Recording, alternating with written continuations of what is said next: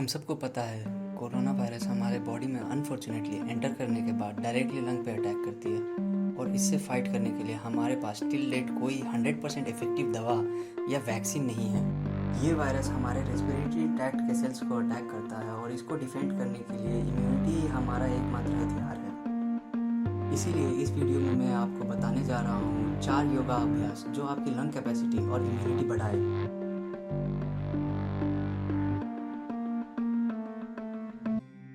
सबसे पहले आप अपने दोनों पैरों को आपस में जोड़ते हुए बिना कंधों को झुकाए सीधे खड़े हो जाएं। सुनिश्चित करें कि आपके हाथ शरीर के समीप हों और आपकी ठोड़ी जमीन से समानांतर हो। अपने शरीर को दोनों पैरों पर समान रूप से संतुलित करें। इस स्थिति को समस्थिति कहा जाता है। पहले चरण को करने के लिए सांस लेते हुए अपने दोनों हाथों को आपस में जोड़ें और अपनी छाती के समीप नमस्कार मुद्रा में ले आएं। इसे प्रणाम आसन कहा जाता है। अब सांस छोड़ें। दूसरे चरण में धीरे धीरे सांस अंदर लेते हुए अपने शरीर को कमर से ऊपर की ओर खींचें और अपने दोनों हाथों को अपने सर के ऊपर ले जाते हुए अपने सर और कमर को पीछे की ओर झुकाएं। अपनी टांगें सीधी रखें। इस आसन को हस्तोत्तनासन कहा जाता है। अब तीसरे चरण के लिए धीरे धीरे सांस छोड़ते हुए अपने शरीर को आगे की ओर तब तक झुकाएं जब तक आपकी दोनों हथेलियां आपके पैरों के दोनों तरफ जमीन को छू न लें। ध्यान रखें कि नीचे झुकते समय आपकी भुजाएं और सर एक ही साथ में हो। इस आसन को पादहस्तासन कहा जाता है। चौथे चरण को करने के लिए एक गहरी सांस अंदर लें और अपने दाएं पैर को पीछे की ओर ले जाएं और अपने घुटने को जमीन पर सटा कर रखें। सुनिश्चित करें कि आपका दायां पैर पंजों पर हो, आपका बायां पैर का घुटना 90 डिग्री पर हो, दोनों हथेलियां जमीन पर हों, आपके कूल्हे नीचे और ठोड़ी ऊपर की ओर हो। इस आसन को अश्व संचालन आसन कहते हैं। अब पांचवें चरण में एक गहरी सांस छोड़ते हुए अपना बायां पैर इस प्रकार पीछे ले जाएं कि वो आपके दाएं पैर की सीध में हो। सुनिश्चित करें कि आपके हाथ और कंधे सीधी रेखा में हों और साथ ही कंधे, पीठ और नितंब भी एक ही सीध में हों। इस आसन को संतुलन आसन कहा जाता है। इस स्थिति में धीरे धीरे सांस लें। छठा चरण, सांस छोड़ें। अब अपने दोनों घुटनों को एक साथ जमीन पर रखें और अपनी छाती और माथे को भी जमीन पर रखें। सुनिश्चित करें कि आपके कूल्हे ऊपर की ओर और आपकी कोहनियां आपके शरीर के समीप हों। इस आसन को साष्टांग नमस्कार आसन कहा जाता है क्योंकि आपके शरीर के 8 अलग अलग अंग जैसे दोनों पांव के पंजे, दोनों घुटने, दोनों हथेलियां, छाती और माथा जमीन को छूते हैं। ध्यान रखें कि आपके शरीर का वजन 8 अंगों पर सामान्य रूप से वितरित हो।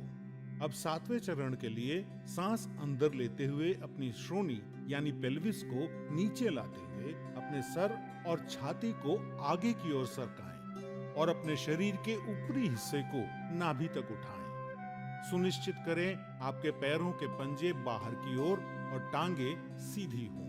इस आसन को भुजंग आसन कहा जाता है। 8वां चरण, धीरे धीरे सांस छोड़ते हुए अपने पैरों के पंजों को अंदर की ओर मोड़ें और अपने कूल्हों को इतना ऊपर ले जाएं कि आपका शरीर एक पर्वत का आकार ले ले। सुनिश्चित करें आपकी दोनों टांगे सीधी, हथेलियां जमीन पर हों और आपका सर भुजाओं के बीच हो। प्रयास करें कि आपकी एड़ियां जमीन को छू सके। इस आसन को पर्वत आसन कहा जाता है।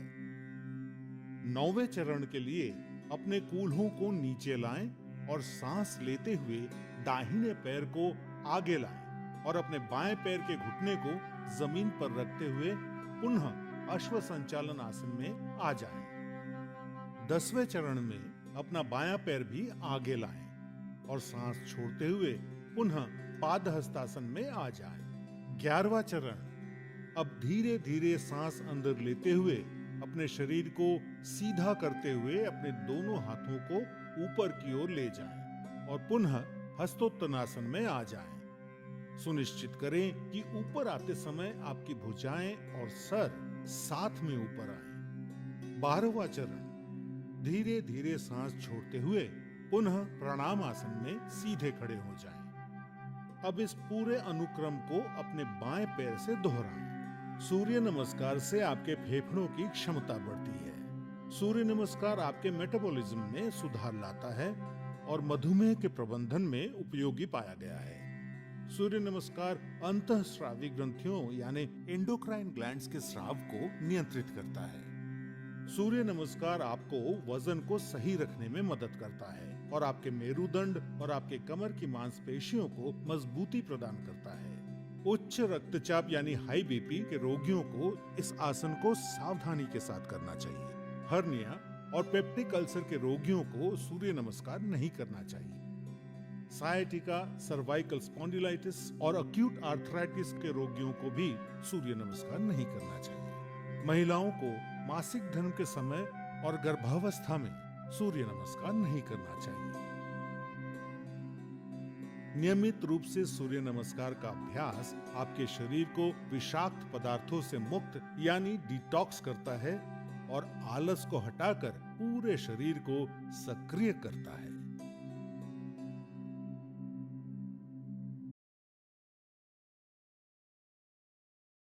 इस अभ्यास को 7 साल से ज्यादा उम्र का कोई भी व्यक्ति कर सकता है। नाड़ी शुद्धि कैसे करनी है, हम इसका प्रदर्शन देखेंगे। कृपया ध्यान दें। अपनी रीढ़ को सीधा रखते हुए पालथी लगाकर बैठ जाएं। आंखें बंद। अपना बायां हाथ अपनी गोद के बीच में आराम से रखें। हथेली ऊपर की तरफ होनी चाहिए।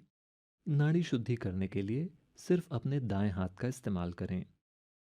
दाएं हाथ में भी सिर्फ अंगूठे और आखिरी दोनों उंगलियों का इस्तेमाल करें। पहली दोनों उंगलियों को मोड़ लें। आखिरी दोनों उंगलियां सीधी रहेंगी और एक दूसरे के बगल में जुड़ी रहेंगी। अब अपनी दाईं नासिका को अंगूठे से बंद करें और बाईं नासिका से सांस अंदर लें। सांस पूरी तरह से अंदर लेने के बाद उसी नासिका से सांस बाहर छोड़ दें। ऐसे ही अपनी अनामिका या तीसरी उंगली का प्रयोग करके अपनी बाईं नासिका को बंद करें और दाईं नासिका से सांस अंदर लें और फिर उसी नासिका से सांस बाहर छोड़ दें। फिर से दाएं को बंद करें और बाएं को खोलें। बाईं नासिका से सांस अंदर लें और उसी से सांस बाहर छोड़ें। इस तरह जारी रखें। आपका ध्यान अपनी सांसों पर होना चाहिए। तो जब आप यह प्राणायाम करते हैं तब सबसे महत्वपूर्ण यह है कि आप पूरी तरह से सांस अंदर लें और पूरी तरह से सांस बाहर छोड़ें। इसे जितना हो सके उतना धीरे धीरे और आराम से करें। सांस बाहर छोड़ते हुए या अंदर लेते हुए कोई आवाज न निकालें। तो यह प्राणायाम होने के लिए आपको सिर्फ एक मुख्य बात याद रखनी है, जिससे कि यह प्राणायाम अपने आप होता रहेगा। आपको हमेशा सांस बाहर छोड़ने के बाद नासिका बदलनी है। इसका मतलब है कि जिस भी नासिका से आप सांस अंदर लेते हैं उसी नासिका से आप सांस बाहर छोड़ते हैं। 3 से 4 मिनट के बाद आप बाईं नासिका से सांस छोड़ने के बाद रुक सकते हैं और अभ्यास खत्म कर सकते हैं। नाड़ी शुद्धि करते समय ध्यान में रखने के लिए कुछ सुधार। अपना बायां हाथ अपनी जांघ पर न रखें। आपका बायां हाथ आपकी गोद के बीच में आराम से रखा जाना चाहिए। यह याद रखें कि आपको दाएं हाथ के सिर्फ अंगूठे और अनामिका यानी कि तीसरी अंगुली का इस्तेमाल करना है। आखिरी की दोनों उंगलियों को सीधा और एक दूसरे के बगल में जुड़ा हुआ रखना है। अगर आप उन्हें सीधा नहीं रख पा रहे हैं तो उन्हें जितना हो सके उतना सीधा रखें। पहली दोनों उंगलियों को मोड़ लें। हो सकता है कि आपका सिर नीचे या फिर बगल की दिशा में मुड़ जाए। आपका चेहरा अनजाने में इधर या उधर झुक सकता है। आपका सिर सीधा होना चाहिए। अगर आप ऐसी स्थिति में बने रहते हैं तो आपका सिस्टम बहुत ही जल्दी संतुलन में आ जाएगा।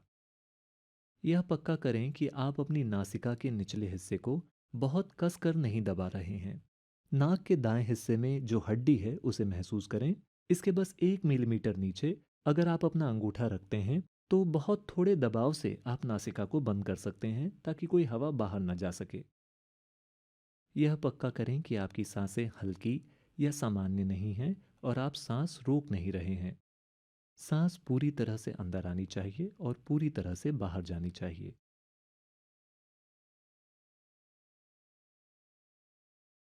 तीन ध्वनियों आ, उ और म को मौलिक ध्वनियां, ब्रह्मांडीय ध्वनियां या यूनिवर्सल साउंड्स कहा गया है, क्योंकि ये तीन ध्वनियां ही आपके द्वारा बोली जाने वाली बाकी सभी ध्वनियों का आधार हैं। अगर आप इन तीन ध्वनियों का एक साथ उच्चारण करते हैं तो आपको क्या मिलेगा? यह ओ नहीं है।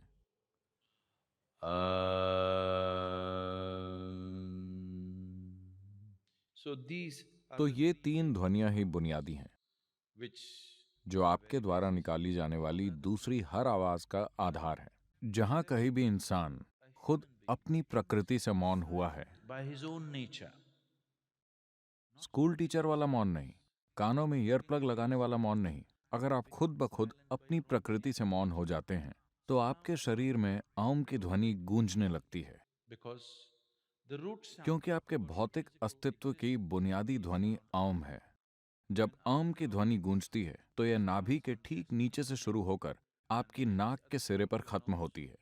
यह गूंज बस अपने आप होगी।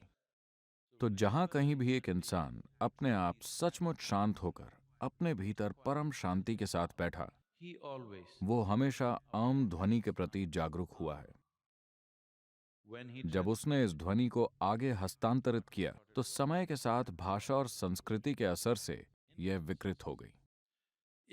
यहां तक कि भारत में भी आम बन गया है ओम। यह ओम नहीं है। आप अपना मुंह खोलिए और आ कहिए, फिर धीरे से अपना मुंह बंद कीजिए, यह ऊ बन जाता है, और फिर इसे बंद कीजिए, यह बन जाता है।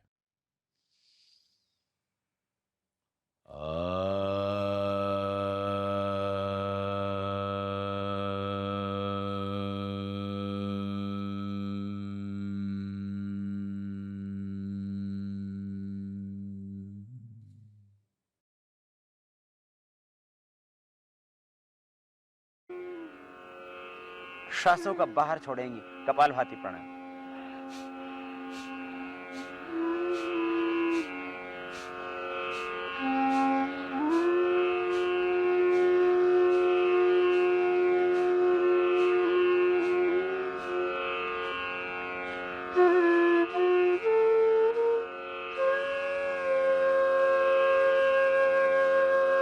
श्वासों को बाहर छोड़ते रहें, करते रहें इस प्राणायाम को। कपालभाति प्राणायाम। श्वासों को बाहर छोड़ रहे हैं, अंदर जा रहा है सहज, मध्यम गति, मध्यम शक्ति के साथ। श्वासों को बाहर छोड़ते हैं, एक्सेल करते हैं। इनहेल होता है नॉर्मली, एक्सेल होता है फोर्सली, मीडियम फोर्स, मीडियम स्पीड, मध्यम गति, मध्यम शक्ति के साथ कर रहे हैं बाह्य प्राणायाम। ये करना है आपको 10 से 15 मिनट, धीरे धीरे अभ्यास बढ़ाते हुए। 1 घंटे की योगाभ्यास में आप इसको 15 मिनट कीजिए और फिर देखना मिटेंगी सब व्याधियां। कुंडलिनी शक्ति का होगा ऊर्ध्व रूपांतरण, कुंडलिनी शक्ति का जागरण। आप बनेंगे ऊर्ध्वरेता, चेहरे पर आएगा ओज तेज, रहेगा यौवन बरकरार, नेचुरल ग्लो, आभा, शाइनिंग, तेज आपके चेहरे पर आ जाता है। विश्राम, रुक जाएं थोड़ी देर, 1 मिनट किया फिर रुक जाएं, फिर 1 मिनट किया फिर रुक जाएं। बाद में आप 5 मिनट लगातार कर सकते हैं इसको, जैसे जैसे अभ्यास बढ़ेगा। यदि आप नहीं थकते हैं तो करते रहिए लगातार। श्वासों को बाहर छोड़ दें।